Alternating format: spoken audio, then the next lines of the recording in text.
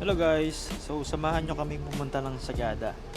So this is our first family trip before mag 2026. So nandito kami ngayon sa Cubao and inaantay lang namin yung schedule ng bus. 10 p.m. yung schedule going to Sagada and makakarating kami doon ng mga around 8 or 9 a.m. in the morning. So first time nilang sasakay ng bus na nasa 11 hours yung trip. Balik ko lang pa kami dito kasi hindi nakasama yung ate ko tsaka yung isa kong pamangkin kasi meron silang importante nga asikasuhin. So all in all dapat 8 kami pupunta ng Sagada.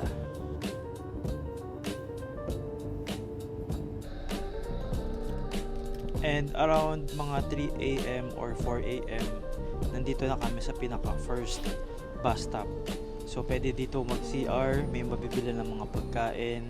Actually meron ditong karinderya and may mga pasalubong din dito and actually mag-stop dito ng around 15 to 20 minutes. Ha? Ha? Meron lang dito sa dulo.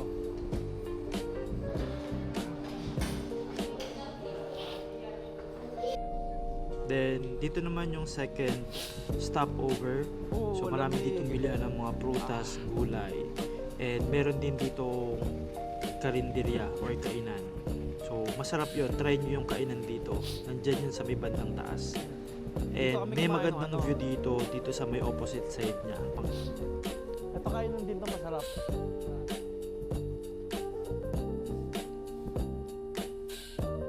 Bukas yan. Ha? And sobrang lamig kasi pumunta nga kami ng December.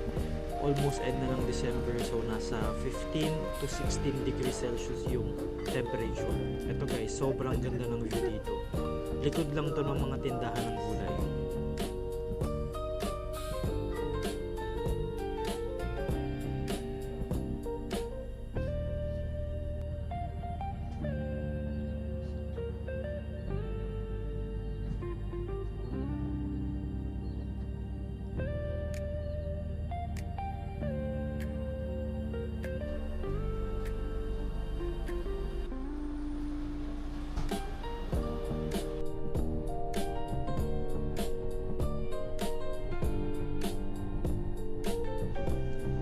So dumating kami ng Sagada around past 8 a.m. na. Okay, and then after that, punta lang tayo dito sa tourist information para mag-register. And meron din ditong konting seminar. Then after that, nag-breakfast lang kami. Merong malapit dito na kainan. So dikit-dikit yon.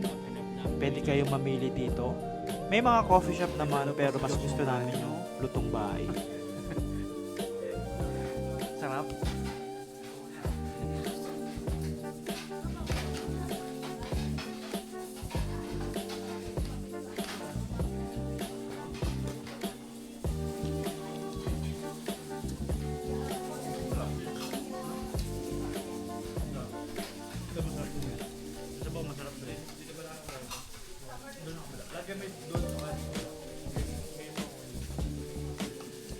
Then dumiretso na kami dun sa accommodation. Walking distance lang yan from Tourist Information Center. Around 4 to 5 minutes. And since sobrang maaga pa nung dumating kami, around 9 a.m., hindi pa ready yung room namin. So nag-decide kami na mag-coffee muna and puntahan yung lagi kong pinagkakapihan dito. So sinama ko rin yung mga pamangkin ko at si nanay.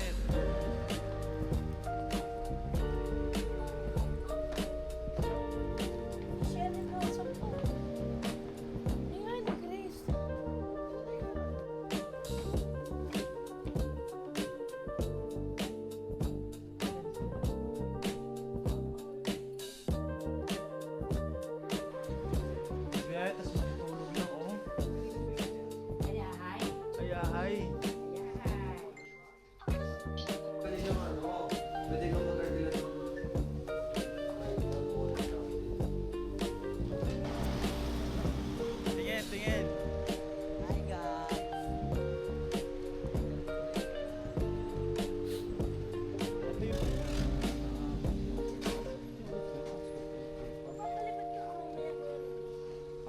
Pero ano?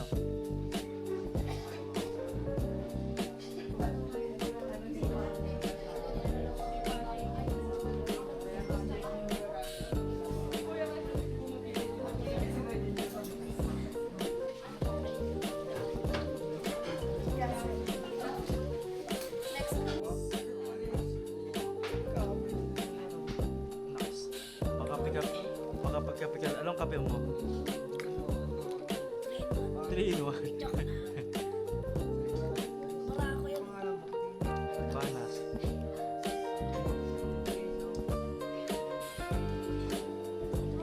Banas.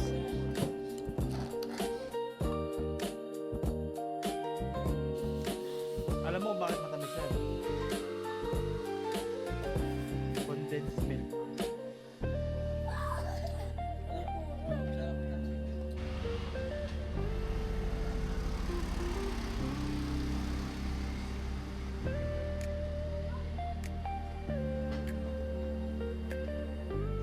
Salt and pepper.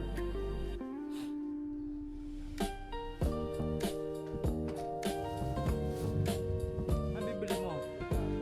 Then pabalik doon sa accommodation, dumaan na rin ako dito sa may Sagas para mag-book ng tour. So, whenever pupunta ako ng Sagada or pupunta kami ng Sagada together with my friends, so dito kami nagbo-book sa Sagas.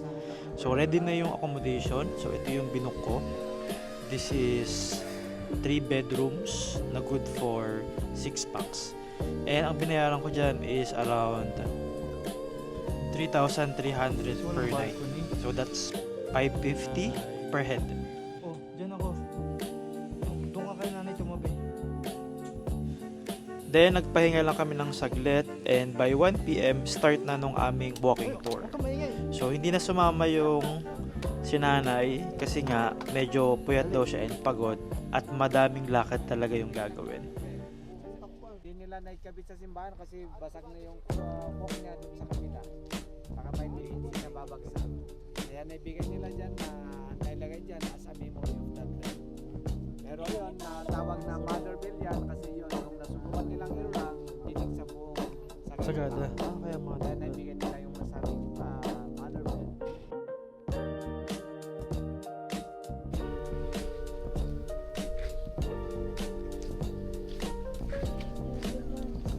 Next naman is papunta tayo dun sa cemetery nila.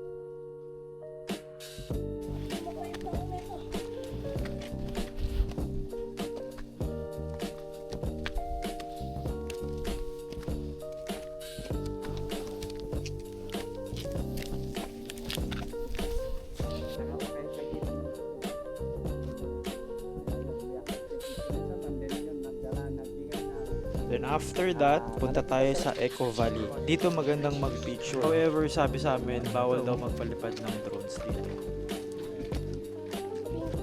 Ito. Sabihin ko, saya mag-t-shirt na ito. Ayun o.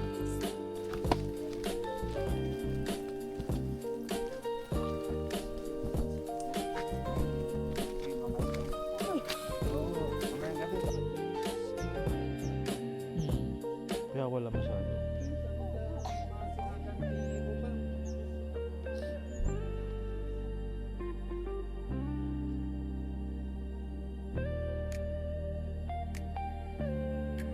Tsaka lang. Tsaka lang. O, dito ka, Bencho. O, pwede dito. Yan, tsaka.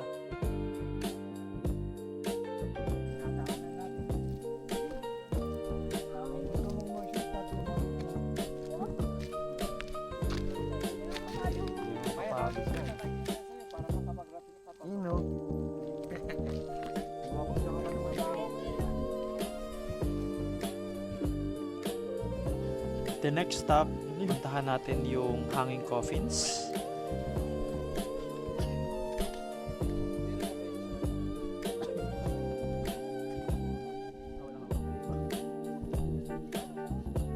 Ano na?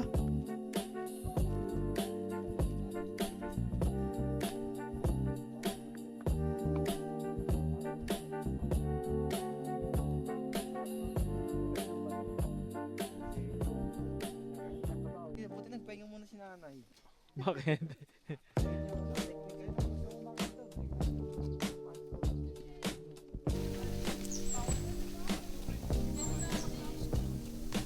PACK.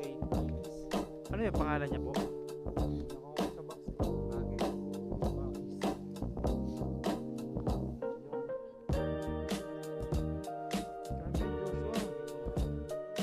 Pag bumagsak ka naman, tatalbog ka eh.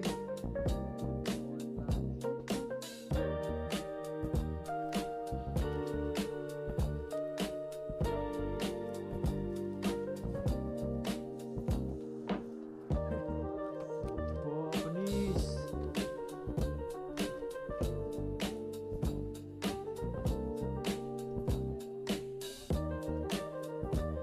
Si Boy Rayuma. Ano na?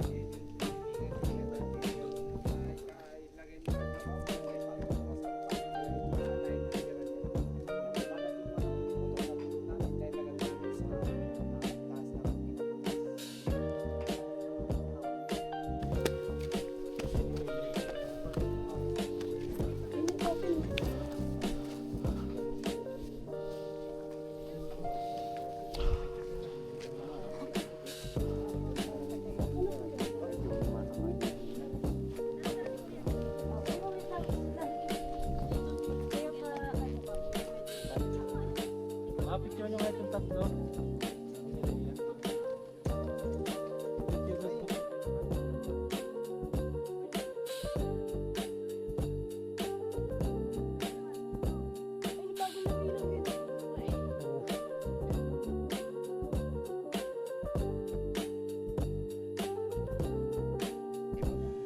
Then, diretso tayo dito sa Valley Coffee Farm. So, meron ditong maliit na coffee shop and makikita nyo along the way, maraming mga small trees ng coffee plant.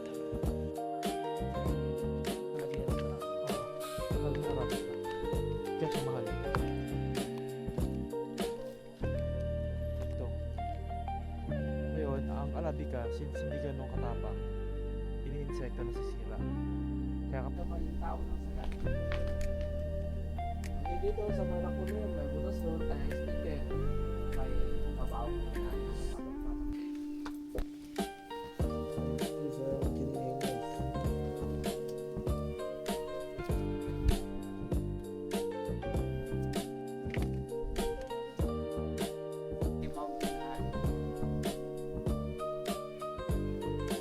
Lang na lang umusok no.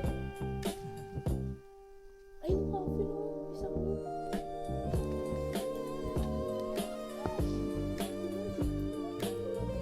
Ito naman yung isang may bat. may tubig.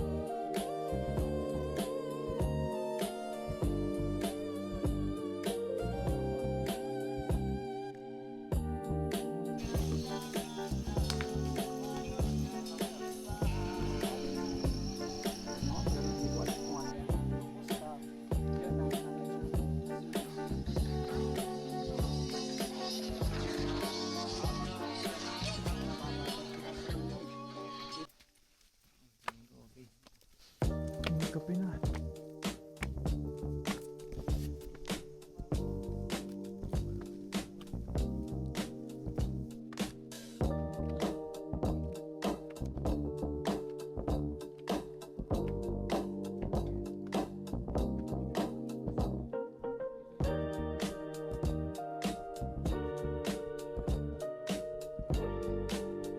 Joshua!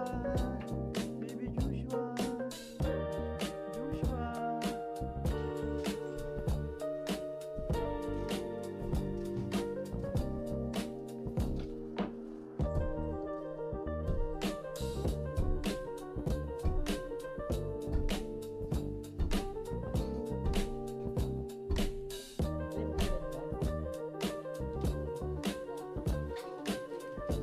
And if ever makaka-visit kayo dito guys, tanong nyo kung meron silang suman. Ang sarap ng suman nila na binibenta, 10 pesos lang per piece.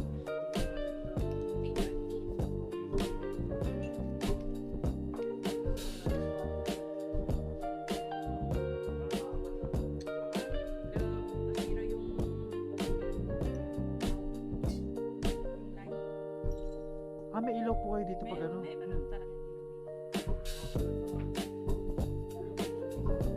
Black ice. Ice black. Long black.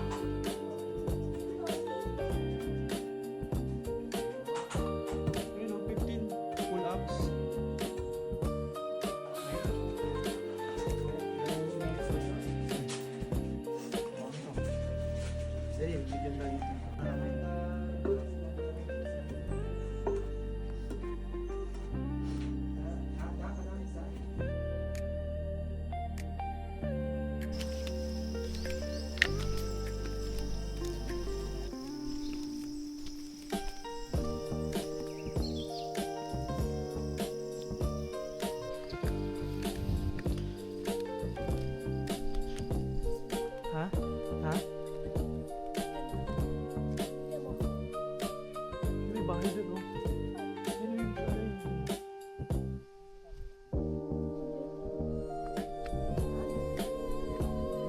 Ito yung baha. Baha yung...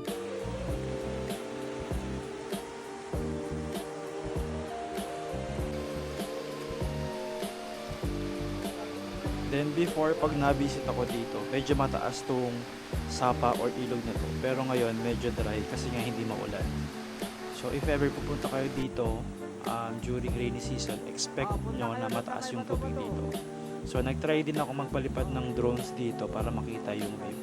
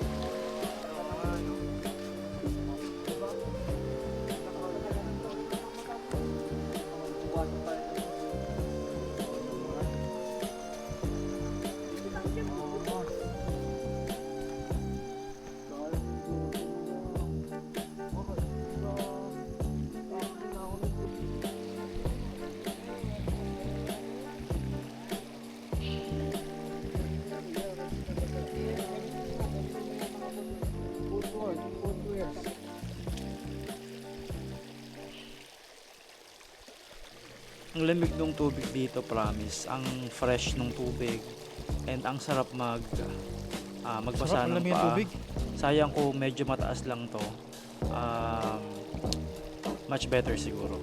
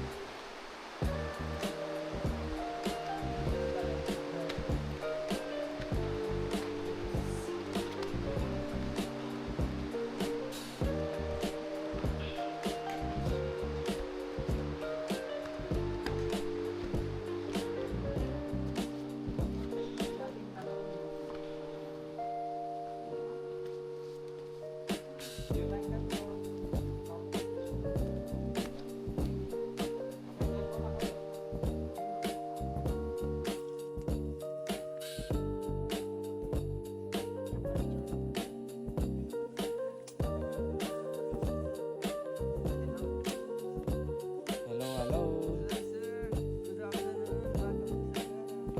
Hello, hello. Hey guys, welcome to Sagada. Oh la la.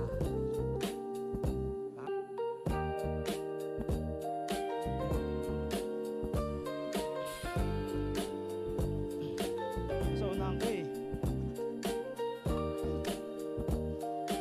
Spell vlog.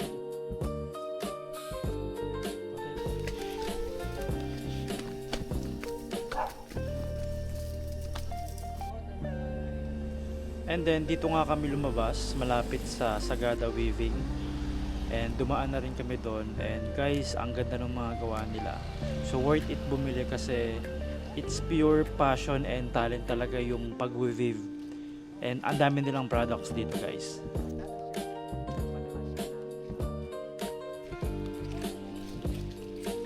Open na naman kaya.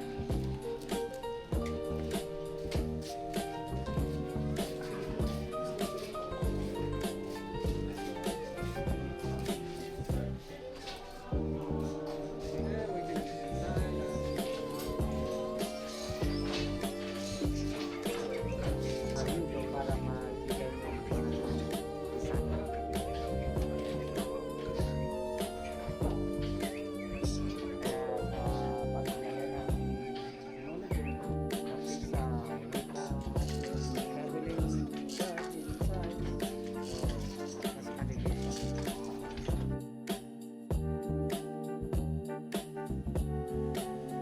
Then after nyan, pagka-uwi, nagpahinga lang saglit. And then nagpahatid na kami dito sa may Sagada Pottery. So even though nakabalik na ako ng Sagada for more than 5 or 6 times, first time ko palang pupunta dito sa Pottery. And gusto ko talagang ma-experience to.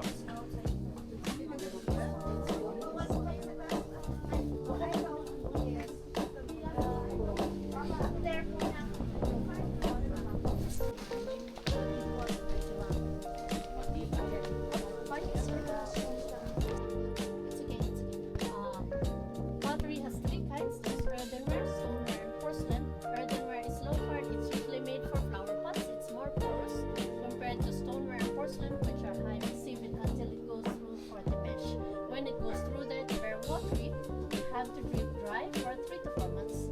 We age it for at least 3 weeks before it becomes like this. We don't get there and put it here immediately. It has to go through the process. It has to be tested because not all soils are clay. Not all clay are good for this kind of production. I'll show you the making of the pot with a demo fee of 600 for the group of 10 and group of 6. 300 for your group and 300 for your group. If somebody wants to try, it's made individually at 100. First, I have to center the clay. In order to center, the speed of the wheel.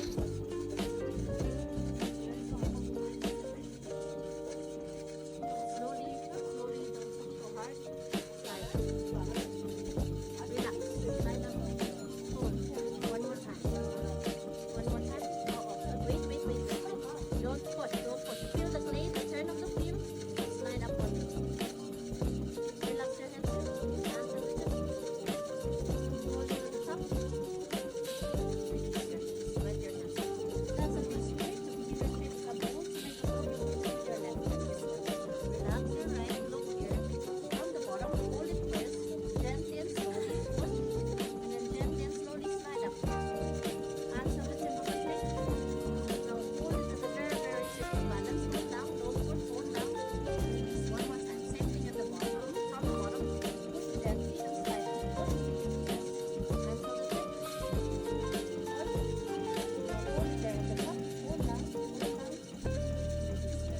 And binili ko yung ginawa ko na bowl.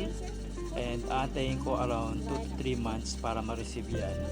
All the way from Sagada to Parañaque. And I think that's worth it kasi it's one of the best na souvenir items. This is you for you to see how far that they can go, as well as the thickness of the clay. And so the tip is now cooled. It is a very, very tip to balance.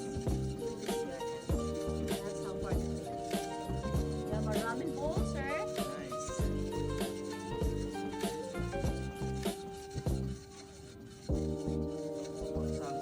Oh, yun.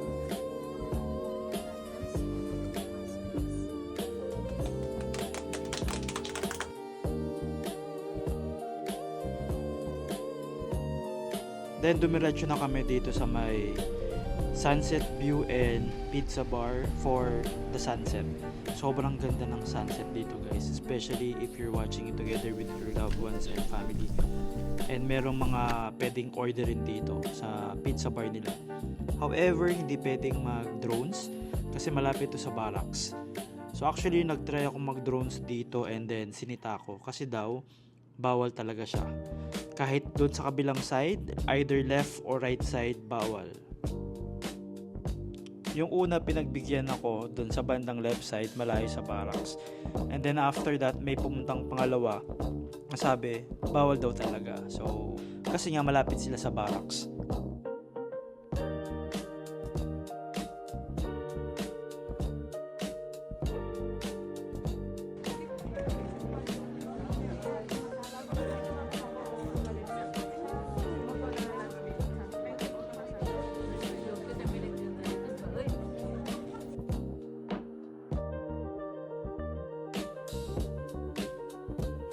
Then dumiretso kami dito sa may Vincent. So if pupunta ka ng Sagada, try nyo yung Vincent's. Ang sarap ng pagkain nila dito and affordable pa. And ang lalaki ng servings. So iba't ibang food yung tinry namin dito. And lahat yan nagustuhan ng mga pamangking ko pati ni nanay. So as always, lagi ito yung isa sa mga number 1 ko na marirecommend na kainan. So it's homely vibe and malaki yung servings and affordable if you're going to compare sa iba.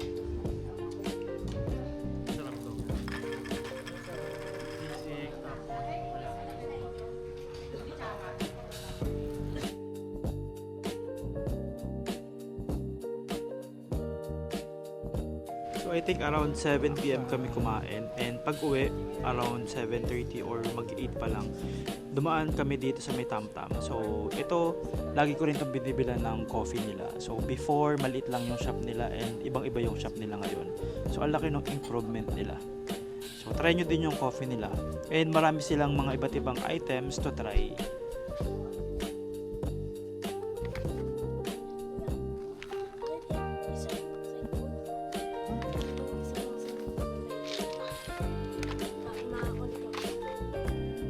Sa bahay. So doon nagtatapos yung first day ng Sagada and stay tuned para dun sa part 2. Ice. Coffee mocha.